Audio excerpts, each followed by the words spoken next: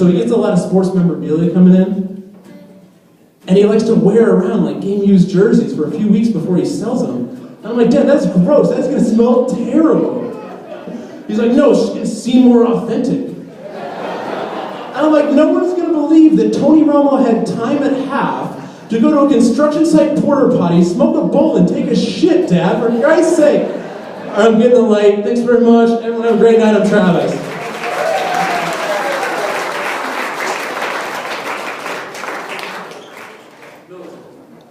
Militzer? Travis Militzer, everybody. All right, next to me, coming to the stage, another good friend of mine. You guys make a lot of noise for Charles Pang.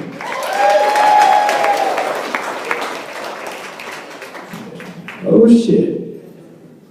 Alright guys, this is a good friend of mine. His name is Jimmy, and it was recently his birthday. Would you guys mind helping me toast him a happy birthday? Alright, if you got your drinks on the count of 3. 1, 2, 3. Happy birthday, Jimmy!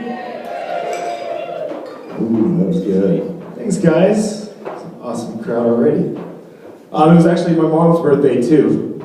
We don't have to toast her because she doesn't drink.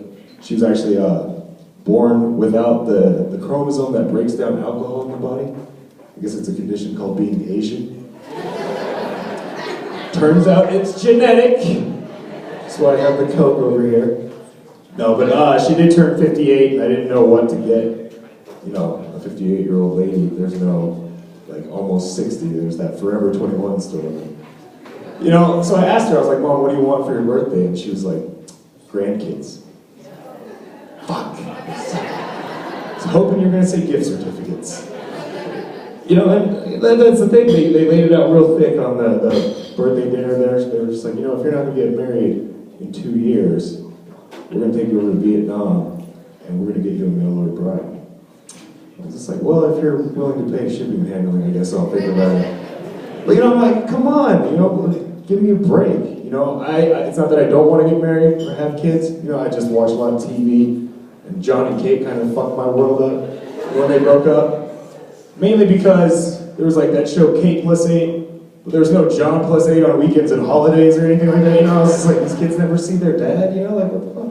You know, I love my mom. My mom taught me everything. You know, she taught me spelling.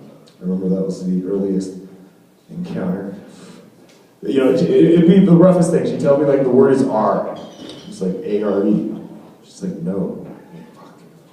She's like, R. I'm like, O-U-R? She's like, no. R! I was like, alright, unless you're a fucking pirate, I have no idea what the fuck this word is. That's when I go up, and I look, and the word is all. You know, I'm just like, do you have to be that stereotypical Asian lady? You know, I didn't even know racism then, you know, I was just like, my mom is just crazy. You know, we're not going to an all-you-can-eat buffet, Mom, you know, like, what the fuck? Driving lessons didn't get better, you know, she'd be like, go light at the right. I was like, what? You know, like, but that's the thing, you know, I just thought this was my mom. You know, and that's just what my mom was. You know, and then I started learning about racism, you know, and it sucked. Like, I remember being happy, you know, I thought everybody knew me. People would be like, hey Charlie, is that you? And I was like, yeah. How the fuck do I know this guy? And then I found out after watching a couple movies, doing a little bit of research, and I confronted my dad and I was like, Dad, did you know that Charlie was a derogatory slur for Asian people during Vietnam? He was like, of course. I was like, you're a dick! Like, what the fuck? You know, like, were you gonna tell me? You know, you're just gonna let me learn it out there? You know, like, and that's where I kind of teeter, you know, like, do I want to be taught? You know, like, I don't know. That's the thing. I went out and I got a dog, you know, because I was getting lonely. And, you know, I was just like, God, this is going to be tough. You know, how do I even pick a dog? You know, what do I look for? You know, and so I'm at the animal shelter, and luckily this one just comes running up to me. It was just the cutest thing, and I pick him up. I got lost in the moment, and I was just like, God, I just want to eat you up.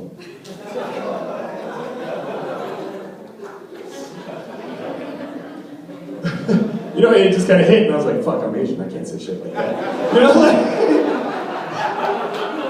and I was like, what kind of dog is this? And she's like, it's a miniature pincher poodle. And I'm like, a mint noodle? Sounds scrumptious. You know, so I gotta catch myself.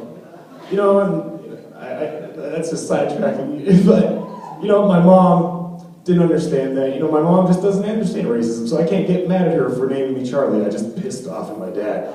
But, you know, my mom comes in and she's just like, you know, I named you Charles, I didn't know that. But he was gonna name you Peter. And I'm just like, Peter? Peter Pang? I'm just like, Mom, he's still a dick. I don't know what the fuck you're talking about. You know, I commend you for trying, but... And that's when everything just kind of clicked. You know, and once I just learned racism, I just kind of looked and applied everything with racism. I was in math class, and the math problem was, what is d to the 9th power? And I was like, d. My teacher failed me, you know? I've been watching TV, and my favorite show, Gangland, is on, you know, and normally they do like these hardcore stories about like the Hells Angels and the Crips and stuff. And the one thing they do for all of them is just like block out their eyes with like a big black bar that's just like. But I'm just like, you know, it still has Lil Wayne tattooed right here. I know who that is, you know, like what the fuck. But then I caught this episode on a gang called The Asian Boys, which I was just like, was this a tutoring company or fucking ruthless gang? You know, and the thing that really got me was that their lines were just like. So, I guess the whole point of this set is that, you know, if you have kids, don't teach them racism. They'll probably learn it on TV, you know? So, that's my time, guys. I'm Charles Payne. Thanks for coming out. You guys are an awesome crowd. Happy birthday, Jimmy. Charles Pang, everybody, Charles Pang.